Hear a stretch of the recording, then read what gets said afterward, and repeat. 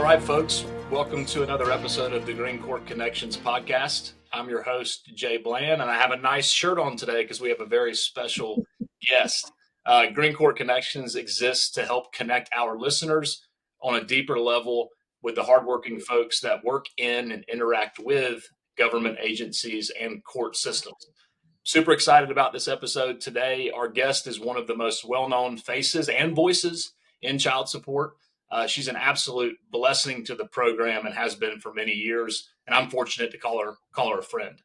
Please join me in welcoming Tanguler Gray, Commissioner of the Office of Child Support Services at the Administration for Children and Families within the U.S. Department of Health and Human Services. That is a mouthful, Commissioner. Yes, it is. Yes, it is. And thank you so very much for having me today. I am excited about this podcast. And I am looking forward to the conversation. So many thanks to GreenCourt for this opportunity. We're the lucky ones here. We appreciate you taking some time to join us. You can't make time, so we appreciate you taking time with your busy schedule, and we're excited about this episode. So, getting started today, I've heard different versions of your story many times at conferences, but I've never heard you talk about this. So I'm going to start with this question. What was your dream job when you were a kid? Because I doubt it was to be the commissioner of and the administration for and the U.S. Department. You are so right. So, Jay, you probably have heard me say how I'm from a really small town. So my family moved from New Jersey to this small town called Pelham, Georgia. And in Pelham, it wasn't a lot of just career opportunities. So my big focus in graduating from high school was to go to college. And I decided not to go too far from home. So I attended Valdosta State University. And then while attending VSU, I am a person who really loved numbers and accounting concepts. So I developed into trying to be an accountant out of college. But when I was young, I honestly thought I wanted to be a nurse.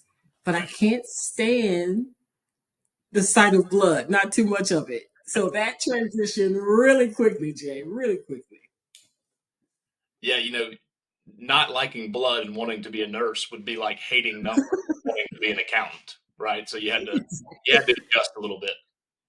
Yes. So that's how I got started, from nurse to accountant. So where did your journey in accounting, where did that take you over the first few years?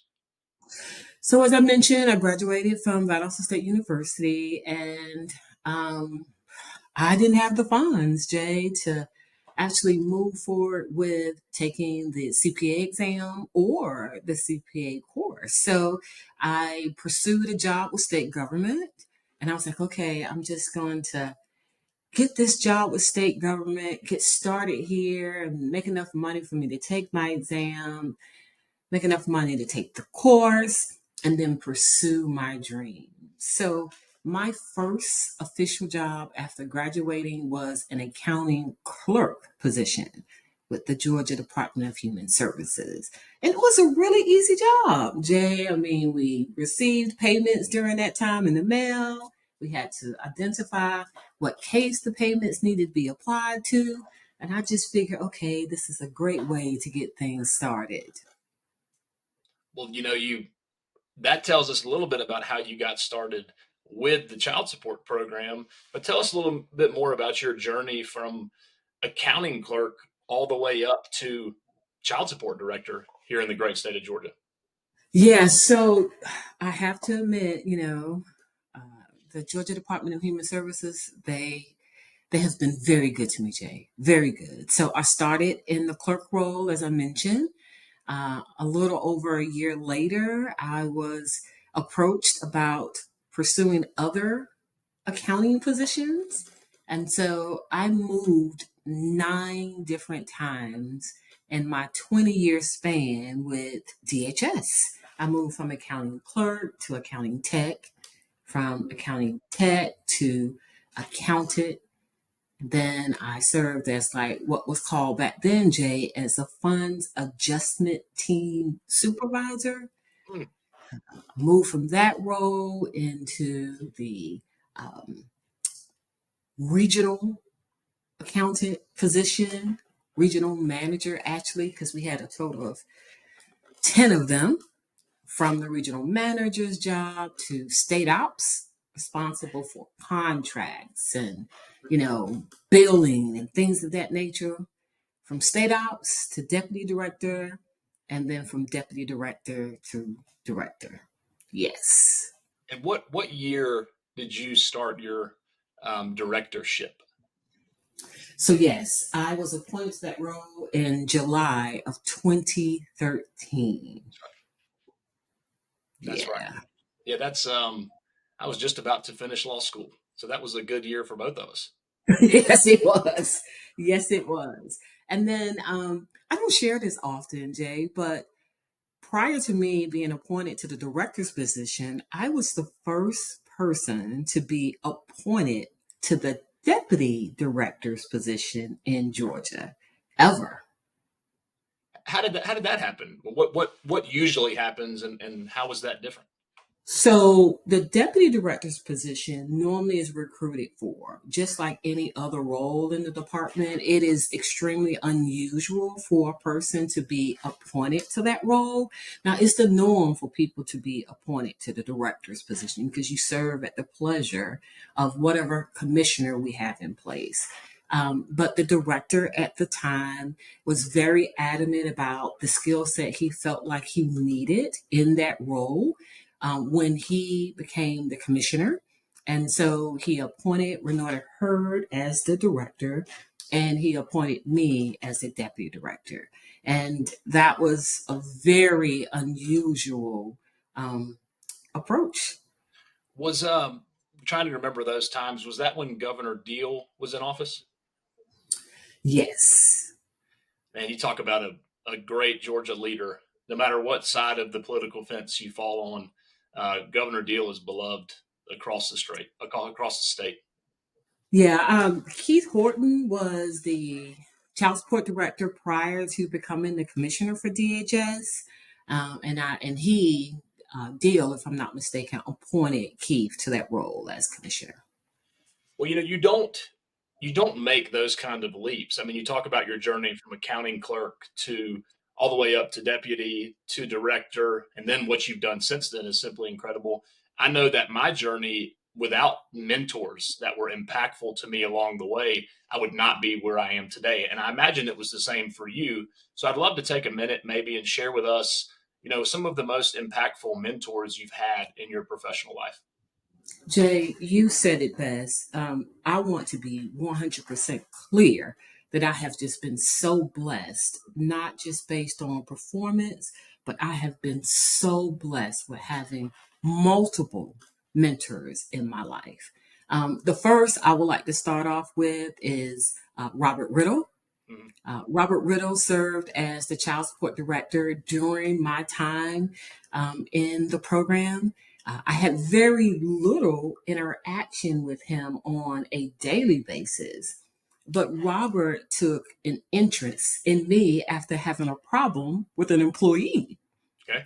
He gave me some really good advice about the role of a leader and the level of responsibility that comes with that role, in spite of what type of personnel issues you may encounter.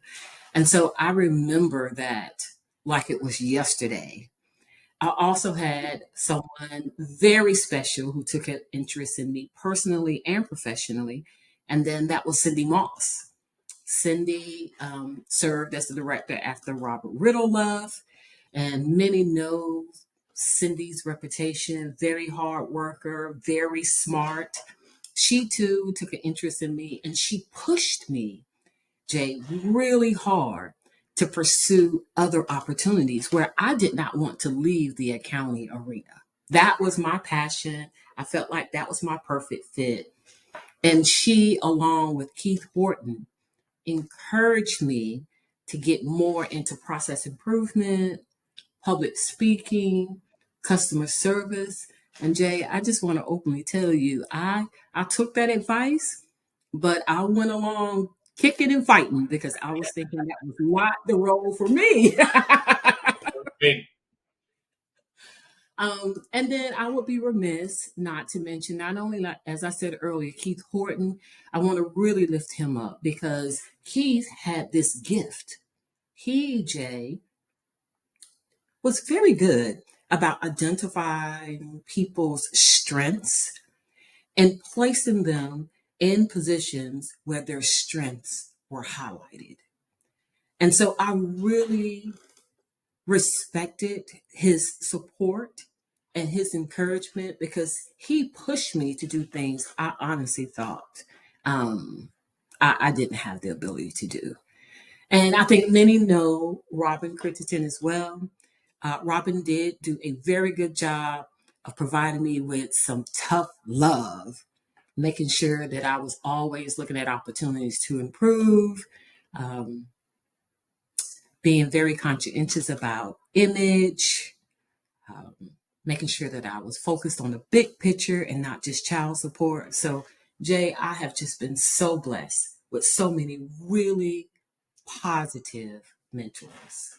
Man, you named some awesome people there, and you named some people that I'm really close with as well. You know, the one of my favorite books, it's a very small book, but it's called The Five Levels of Leadership, and it talks about the only way that you get to be a level 5 leader is by creating other level 5 leaders. And you just named people who saw something in you and helped push you, even if you were kicking and screaming, to a point where you could become one of those level 5 leaders. And I think that's so powerful. There's so many people in my life who have done that. And you know, it's funny, you mentioned Cindy Moss and Robert Riddle. Cindy has been working with our team for a while, and I didn't know her very well when we got started, but she has become my most trusted advisor, and she's a mentor to me. She has a way to shoot you straight, not necessarily Oh, tell yeah. you exactly what you want to hear, but do it in a way that uplifts you and doesn't bring you down. I mean, she is just She incredible. a Incredible. straight shooter. She is.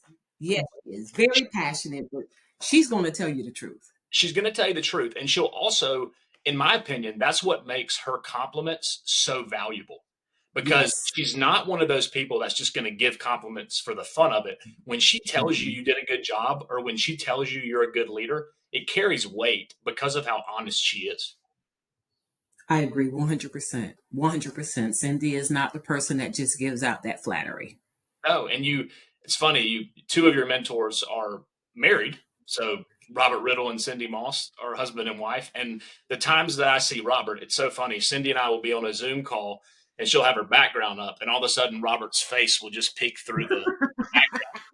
Hey, Robert. Oh, and he's an absolute joy to be around too. Even though she's no longer with us, it is important for me to mention Renata Hurd as well. I know you probably didn't get the opportunity to meet her, Jay, but she too was a great mentor and a great supporter. She also was a straight shooter. She was a very hard worker. And I just learned so much from her in how she handled situations and how she carried herself. Always so very professional, always very concise in her communication. And she was really, really good about holding people accountable, Jay, in a very positive and professional way. So I would be remiss not to mention her as well. Yeah, that's a heck of a group. I know for me, when because I recognize the impact mentors have had on me, I always tell myself, don't forget where you came from. Like, Oh, understand that people really helped you get here. So it is now your duty to do the same for young professionals who are moving up now. And I'm proud to say that I take that opportunity very seriously. And I'm wondering if you feel that same level of responsibility to be a mentor, since you were mentored so well. I do. I do. And then one thing I take pride in, Jay, is a person may or may not ask you to serve as an official mentor. Right? You don't put it on Facebook. However, we always have the opportunity to lift people up. And I think that serves as mentoring. And so when there's an opportunity for me to support people, and when I say support, I'm not just always talking about giving people what they think they want, but actually sharing information with them, Jay, so they increase their professional growth.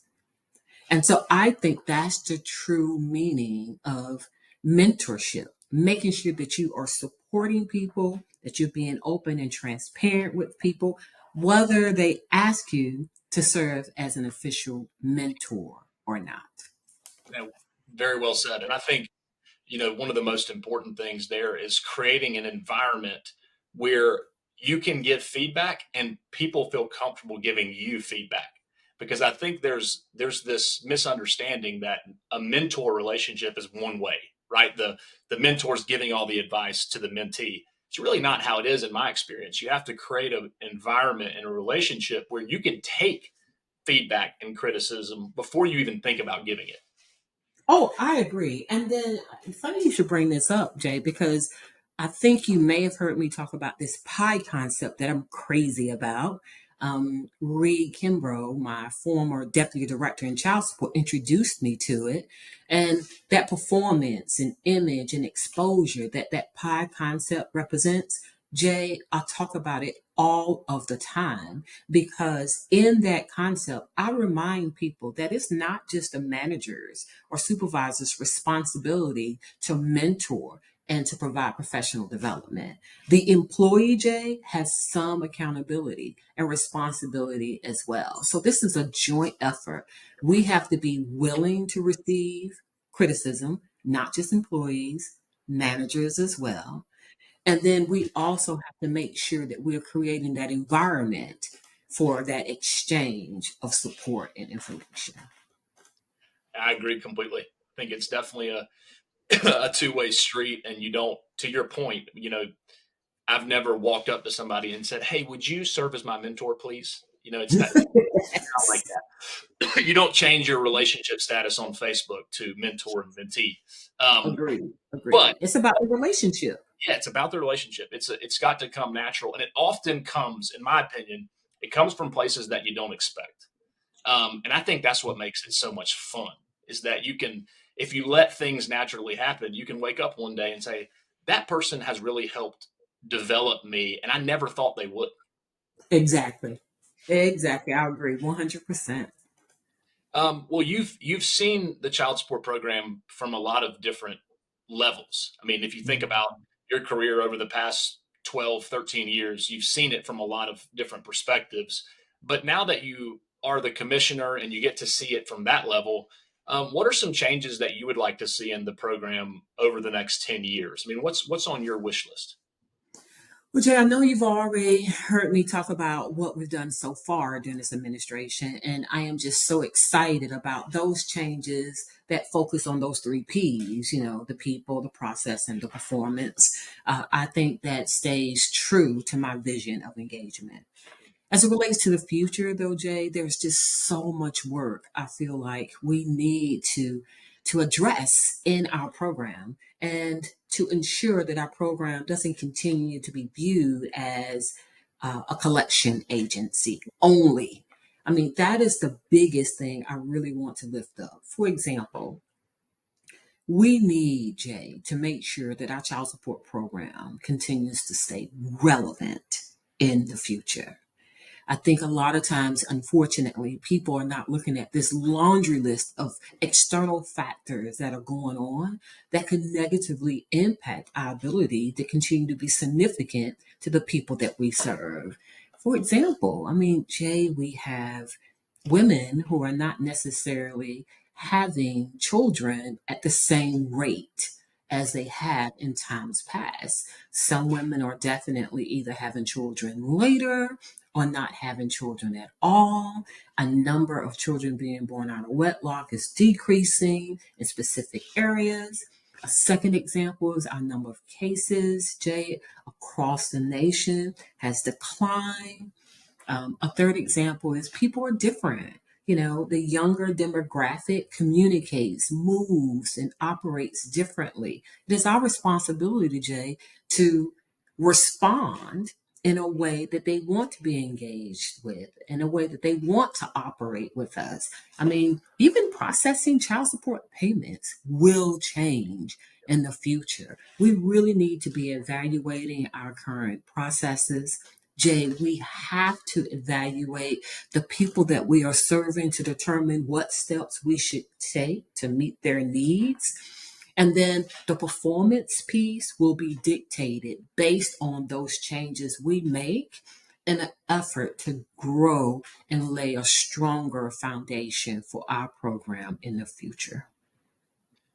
I think that's those are exciting ideas, and I think they're dead on. I mean, the world is not the same today as it was when the program was created, and Mhm. I think the the intention of the program was to be flexible as the world changed. It's not like the Constitution, which is supposed to last forever without any changes.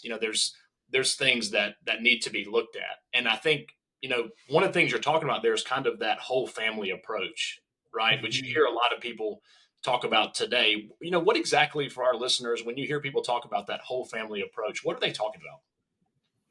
So I am glad that you brought that up, Jay, because it is honestly a sensitive topic. Mm, Because our child support program is so focused or has been in times past around enforcement, there is this perception that our role and responsibility is limited to the custodial parents and an effort to benefit the children. Well, in this shift, as we are trying to make sure that we communicate in our actions and in our messaging, is that the child support program, Jay, is really and truly serving every member of the family. And so that would include parents court to pay child support. It also, of course, includes custodial parents receiving child support, and then the children involved on those cases.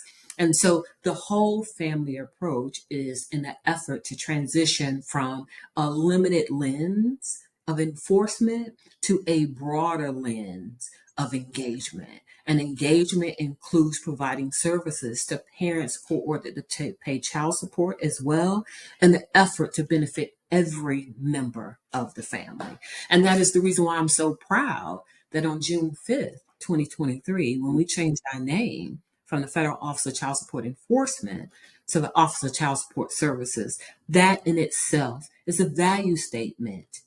We want to make sure that people are clear that we want to transition to engagement and making sure that we're providing services to every member of the family.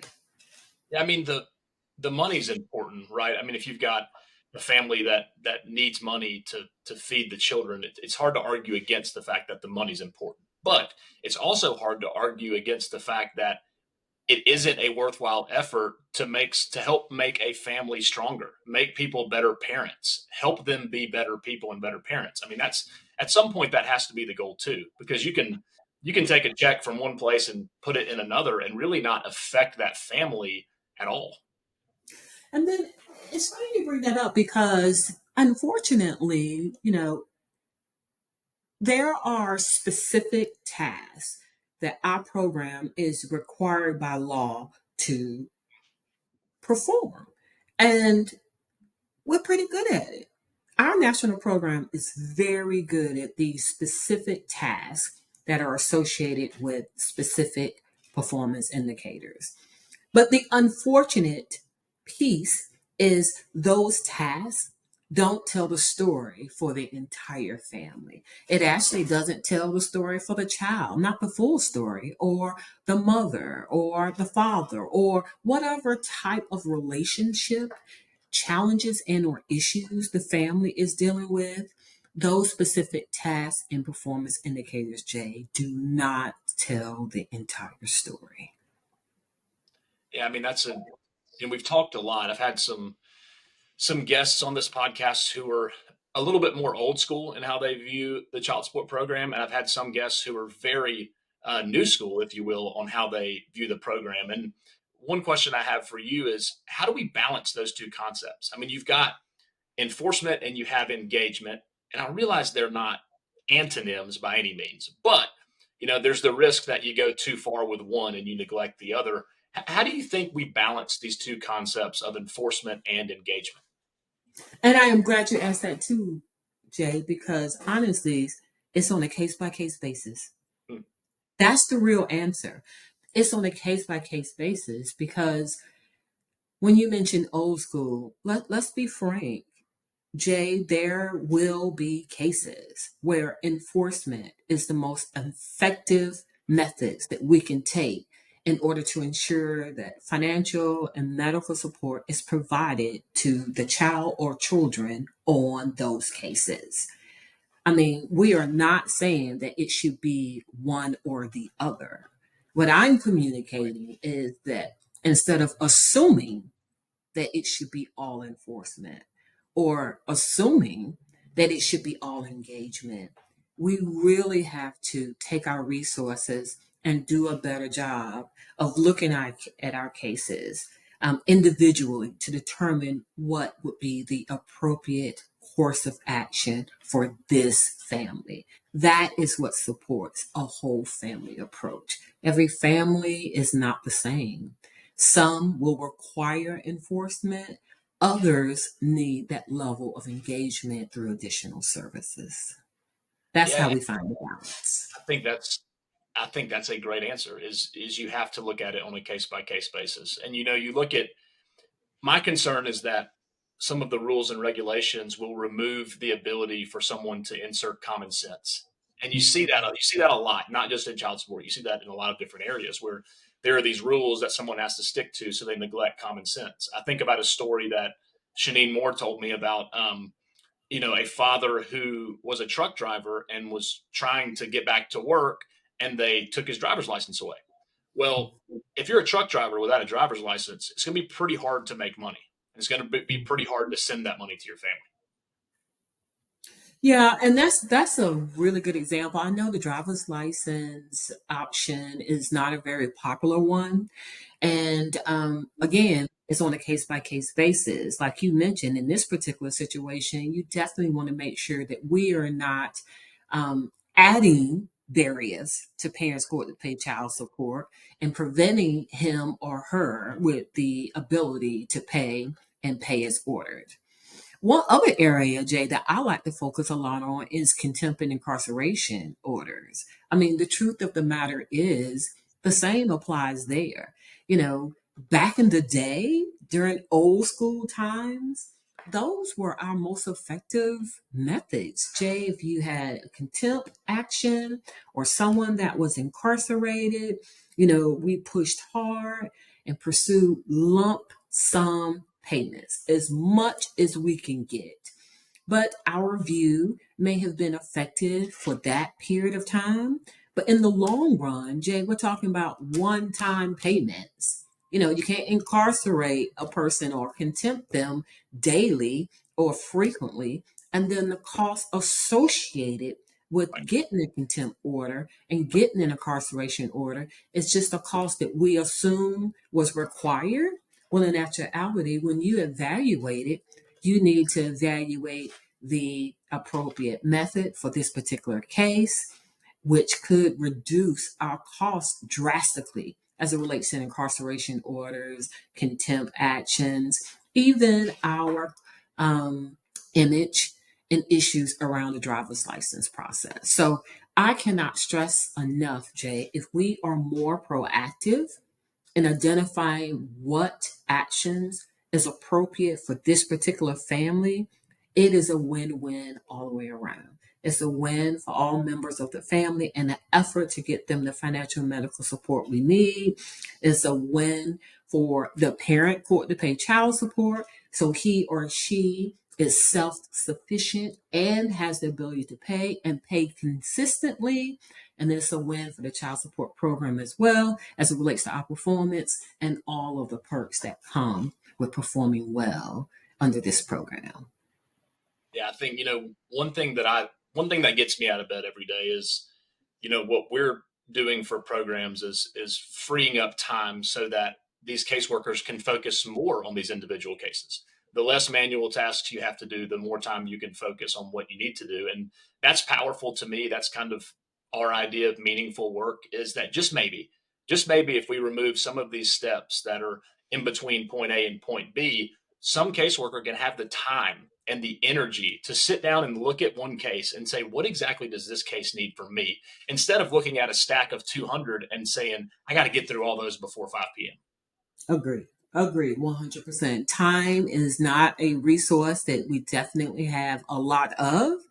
And as you know, Jay, just capital, human capital is a challenge for us nowadays, especially post pandemic. And so we want to maximize the resources we have available. We want to really utilize our human intelligence to make those independent decisions that the system cannot do for us. Well, shifting gears for a minute, Commissioner, let's talk about two things here. One, what is a challenge that comes to mind that you faced in your career that helped shape you? And then what is a success that you've had in your career? And what did you learn from that success? Jay, I've been thinking about this question, and I just want to be transparent here for those that know me very well. I can openly and honestly say that as it relates to challenges, I'm gonna make it like a twofold. I am extremely impatient, very impatient, Jay. Let's be clear. I am very impatient and I'm super sensitive about my work reputation. And so, even though they may not seem like big deals, Jay, they are. Because when you are extremely impatient, what I have experienced is you may rush into making decisions that can definitely result in something negative. And so I've done it in times past. I've experienced a lot of bad decision making because I was so impatient. And so it's almost like sitting still and holding my hands now, Jay, because I know that's who I am. And once I have decided I want Jay Bland to do this, it is very difficult to get me off of that path. And so, since I have that weakness, I solicit a lot of feedback now before making the final decision to help me with being so impatient. And then the sensitivity piece, I work really hard to not be super sensitive around image. And so I do something similar in that area. Um, I talk to people and say, hey, this is Jay, this is how I feel about this particular project. And I believe this project is going to make the child support program look bad. Not only am I passionate about the program, but Jay, I don't want my name associated with anything negative that's going to hurt the program. And so I've learned a lot in that area as well.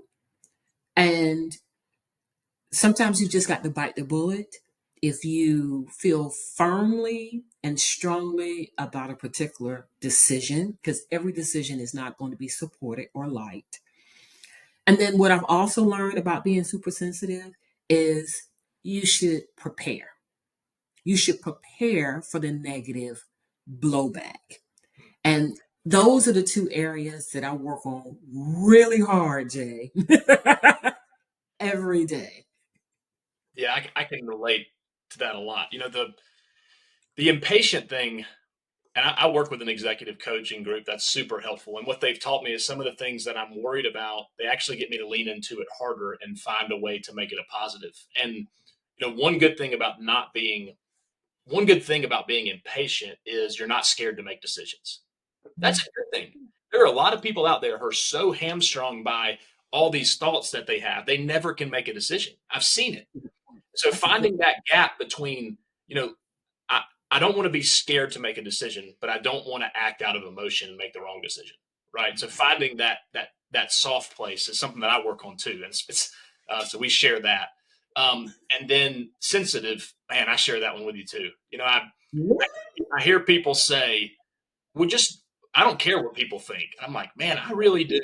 I really Yes. don't know why, And I wish I didn't, but I do. I I do do. care what people think. I care how they feel, and I want them to care how I feel. Right? Yeah. You want that. And what I've realized there is any chance I get to not take something personally, that's the best course of action for me. Yeah. Because usually it's not personal. That's And true. you've probably found that out too. Like somebody will say something in a certain way, and your mind will start racing about what do they mean and how do they feel about Yeah. me. And when Yeah. you find out, if you just go talk to that person and ask them a question, you'll find out that it was very innocent. That's true. That's very true. Very true. Very true. But this was a good question, Jay, because I had to really, I was like, okay. This Yeah, is it. I think one of even more so than those two, I'm pretty stubborn, believe it or not. Um, My executive coach was describing this thing that she thought that I was, and what I realized was I just said it out loud. I said, "You're saying I'm stubborn." She's like, "That's exactly what I'm saying. It's yeah. exactly what I'm saying." And for me, I it's have that too. if I don't agree with the rule, like if I think it's a dumb rule, like I'll break it in front of your face, and then I'll tell you that I think it's a dumb rule. Right? That's just being stubborn. That's just being stubborn. Um, I have this need to understand everything. Like Yeah. if the speed limit goes down to 35 on a 4-lane highway and there's no school zone, I'm still going to go 55 because I disagree. And if the cop pulls me over, I'm going to tell him that I think it's a bad speed limit, which will get me nowhere. Right? Well, I don't think your legacy is going to be that you're impatient and sensitive. I think it's going to be a lot more than that. So I always end with this question because it's so interesting to me to hear people answer it. But when this chapter is all over and you're looking back on your professional life, what do you want your legacy to be? What do you want to be remembered as? You know what? I thought about this question too, Jay. And um, I have been asked some really good questions about what type of leader, I want to be remembered as, and, how do I feel about being appointed in this role? And, you know, um, what more can I say and do to like move a certain population of people? And so all of these questions have been good questions. But as it relates to me, Jay, we all know these appointed positions don't last forever. And what I want my legacy to be, what I want to be remembered as, is a leader who was passionate and made positive progress for this child support program. That's what I want. I want people to remember me as a person who stood true to her values, and stood true to her beliefs on what I thought needed to be done for the people that we serve at this time. Amen. Amen to that. And whenever you walk into a room, I think everybody feels your positive energy. I mean, it could be I've been in a room before, we've been in a board meeting for 6 hours, and then you come in for the last 30 minutes, and it's like a light switch goes on, and everyone just changes their attitude. I think that's a gift. I think that's one thing I'll remember you as, is someone who could brighten up any room, no matter who's in it, no matter what's going on in that room. I think that's a skill. I think that's a very awesome skill. And, compared to what you said you want your legacy to be, I think you're well on your way. As someone who loves this country, I appreciate the work that you are doing for our country and for our families and for our children. And I appreciate your friendship, and I really appreciate you joining us today on the podcast. Jay, thank you so much. These were very good questions. I sincerely appreciate the opportunity and the great conversation. So thank you again so much.